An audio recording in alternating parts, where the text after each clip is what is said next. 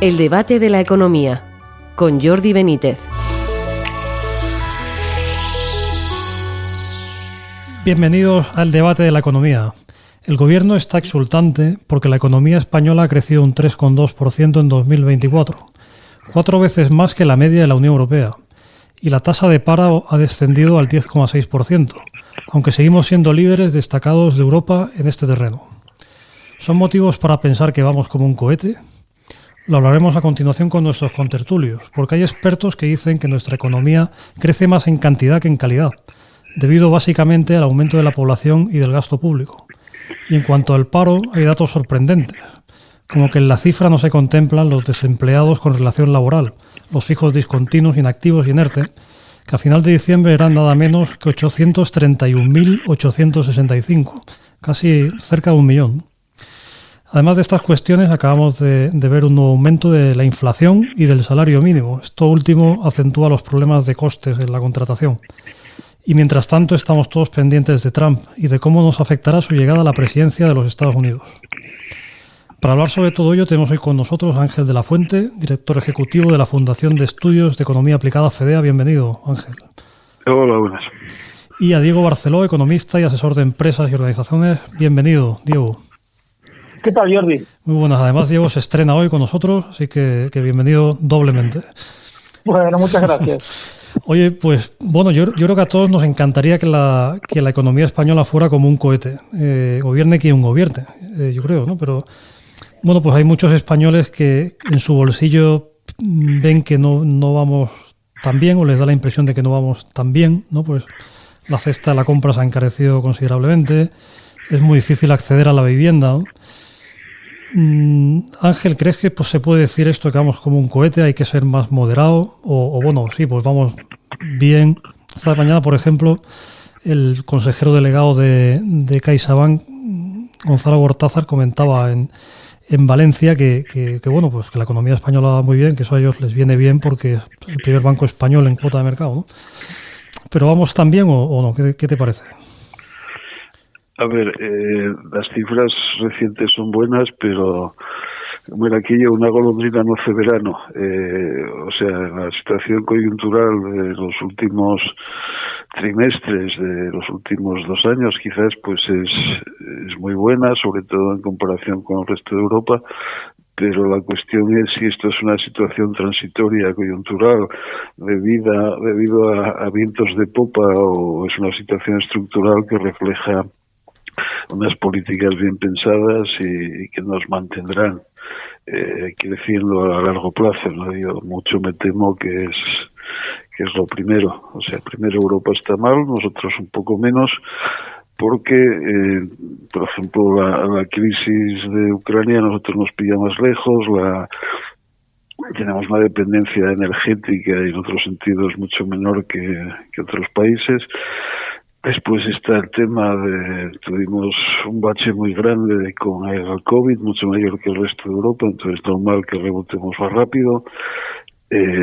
Por otro lado, estamos recibiendo un montón de ayudas europeas y además estamos teniendo unas temporadas turísticas, ya no sé si decir excepcionales, porque se van repitiendo, pero bueno, el turismo va muy bien, pero eso en buena medida no depende de nosotros. Y luego pues también ha entrado un montón de inmigrantes, la población está creciendo rápido, o sea que al final dices, bueno, sí, las cosas van bien, pero esto es pensable que dure mucho tiempo, es una situación transitoria y yo me temo que no hemos estado haciendo los deberes de verdad que tendríamos que hacer para que esto fuera una tendencia estructural sostenible a largo plazo.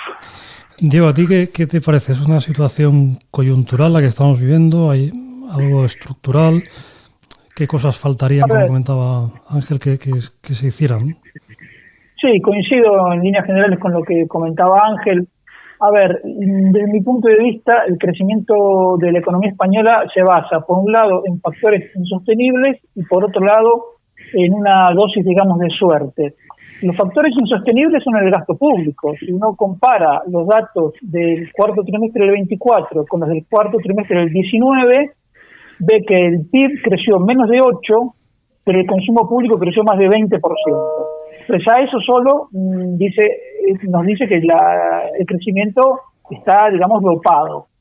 Dentro del gasto público está también el tema de los fondos europeos, que nos lo vendieron como que era una oportunidad histórica, y sin embargo la inversión en construcción es hoy más baja que hace 5 años. Y en cuanto a los factores de suerte, es el turismo. Todos pensábamos que cuando el número de turistas extranjeros recuperara los niveles prepandemia, la cosa se iba a estabilizar, pero en lugar de estabilizarse continuó creciendo. Ahora, fantástico que haya ocurrido eso, pero también tenemos que ser conscientes de que la economía española no está capacitada para recibir, por ejemplo, 150 millones de turistas. Entonces, quiero decir, esa fuente de crecimiento, bienvenida sea, pero no podemos apostar a eso porque es algo que se va a terminar. ¿Y cuál es el problema de fondo? Que esto además se ha hecho en gran medida hipotecando el futuro, porque tenemos una bomba de relojería que nosotros llamamos sistema de pensiones, una deuda pública gigantesca, y España terminó en 2024 pagando por 17 años consecutivos, pagando todos los intereses de la deuda pública con más deuda pública. Entonces uno dice, bueno, si uno tuviese un crecimiento no tan bueno, pero por lo menos se hubiera ido saneando las cuentas públicas, pero tampoco. Entonces, esto es pan para hoy, hambre para mañana. Ángel, como comentaba Gonzalo Gortázar precisamente, hablando también de la deuda, me llama la atención, ¿no?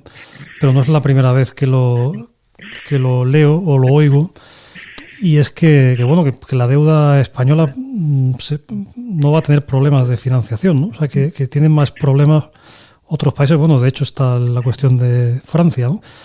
La cuestión de la deuda, ¿hasta qué punto es preocupante o no? Porque vemos que en volumen sube, si no todos los meses, casi todos los meses, sin parar, desde hace mucho tiempo. En deuda sobre PIB hemos bajado claramente, ¿no? Eso es preocupante, o no, como comentaba ahora Diego también, de cara al futuro, generaciones futuras, ¿no? Hombre, hemos bajado un poquito, seguimos por encima del 100% del PIB. Sí, es preocupante, y ahí coincido con Diego en que hay una bomba de relojería que son las pensiones, que han contribuido mucho al crecimiento del gasto público y a la acumulación de deuda, y van a hacerlo todavía más y más rápidamente en las próximas décadas. O sea que yo creo que sí que hay un problema grave en ese ámbito, ¿no? Necesitaríamos dar una vuelta tanto al ingreso como al gasto para asegurarnos de que nuestras cuentas públicas son sostenibles a medio y largo plazo. Oye, la cuestión del paro, digo, ¿cómo la veis? Porque han salido ahora datos que desde algunos frentes pues han puesto como positivos, ¿no? Pero luego está esta cuestión de los fijos discontinuos inactivos y demás, pues que crece más el empleo temporal que el más estable, ¿no? ¿Cómo has visto estos datos de paro que han salido esta semana?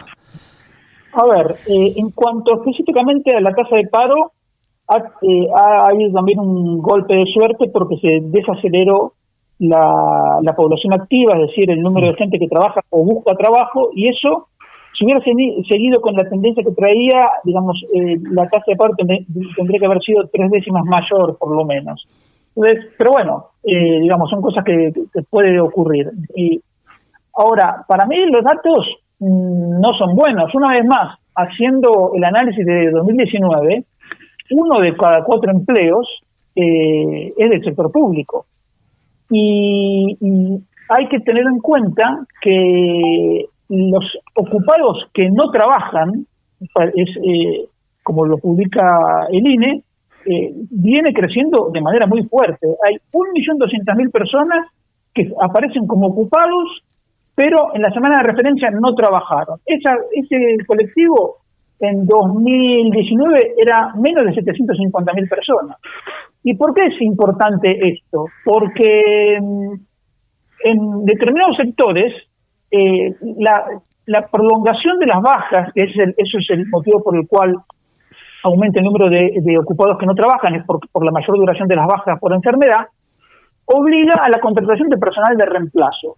Yo estimo que entre un 15 y un 20% del incremento del empleo privado se debe a personal de reemplazo, porque si tú te imaginas una tienda que atiende al público y tiene un único empleado, si ese empleado está debajo de 4 meses, tiene que contratar a alguien. Lo mismo, por ejemplo, en un restaurante.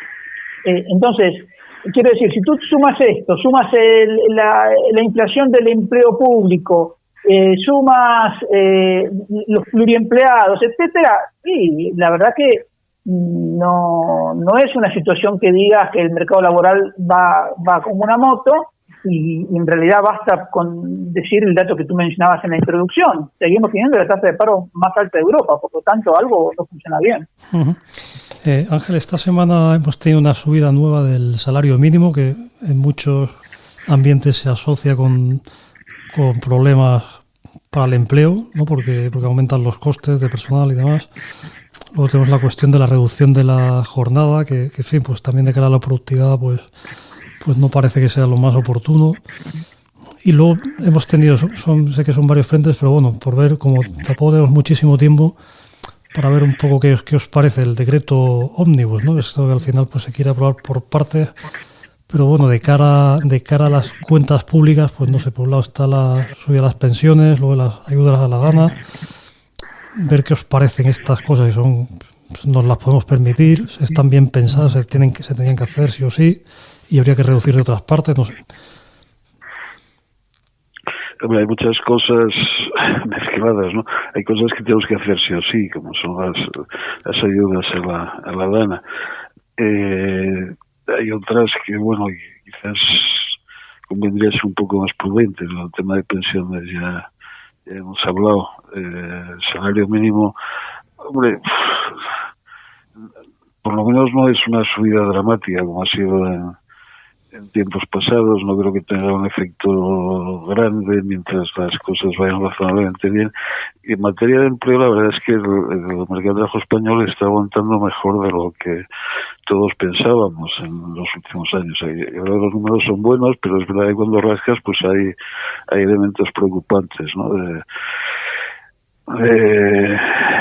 Por ejemplo, pues a ver, el tema de los fijos discontinuos, pues sí, también hay una cuestión de cómo se cuentan, aunque esto en la EPA no debería ser un problema y el paro EPA también ha bajado. O sea que bueno, las cosas parece que más o menos han ido relativamente bien, pero habrá que ver cómo van cuando se empiece a torcer un poco la situación, hay un cambio de ciclo. Si el salario mínimo no tuviera ningún efecto, pues entonces a lo mejor teníamos que ponerlo en 10.000 euros al mes. pero no, o sea, sabemos que llega un momento en el que tiene efectos negativos sobre el empleo, porque hay gente que, como no genera la suficiente producción como para pagar su salario, pues entonces no se le contrata. Y esto en alguna medida tiene que estar pasando. Lo que pasa es que seguramente no en la cantidad necesaria como para contrarrestar la buena tendencia general del empleo. O sea que bueno, deberíamos ser prudentes con esto, pero no creo que ahora mismo sea un problema fundamental si el salario mínimo sube 5 o 10 euros más o menos. Esto no es lo importante. Diego, bueno, seguimos todos pendientes desde este mes, ¿no? Con qué consecuencias puede tener para la economía. Cada país lo mira, ¿no? Pues desde su óptica, lógicamente, pues la llegada de Trump, ¿no? Luego, pues tú eres un gran seguidor de Milei. En fin, tenemos dos figuras internacionales que han cambiado, uno que ya ha cambiado desde hace un tiempo y otro que parece que va a cambiar el panorama de las relaciones internacionales, ¿no? No sé qué te parece, a lo mejor hay algunas cosas que podríamos aprender del tiempo que lleva Milei en Argentina, por ejemplo, aunque desde luego está claro que son países distintos y muchas cosas no serán comparables, ¿no? Pero bueno, ¿qué cosas resaltarías y a lo mejor podríamos, entre comillas, copiar? No sé. A ver, en cuanto a Milei, la gran lección de Milei que el gobierno de España debería aprender es que nos muestra que la eliminación, ya no digo reducción, la eliminación del déficit fiscal es una cuestión de convicción y decisión política. Milei lo ha hecho en un año teniendo en menos del 10% de apoyo en la Cámara de Diputados y menos del 15% de apoyo en la Cámara de Senadores. Y sin embargo, insisto, ha sido capaz de transformar un déficit fiscal de 5 puntos del PIB en un superávit de 3 décimas del PIB en un solo año. Por lo tanto, que España, como dije antes, hace 17 años que paga los intereses de la deuda con más deuda, es simplemente una decisión política empobrecedora que tarde o temprano vamos a pagar. Porque los políticos miran en el corto plazo y hacen de cuenta como que nunca va a haber problemas para refinanciar la deuda. Y de hecho el Banco Central Europeo es el gran responsable / irresponsable que ha propiciado estos deslices en el gasto y en la deuda pública, pero la experiencia muestra que cuando el mercado considera que una deuda es insostenible, deja de confiar y no hay forma de refinanciar. Ahora, en cuanto a Trump, lamentablemente estamos en una posición en la cual ojalá Trump fuera la principal amenaza para nuestras empresas y nuestra economía.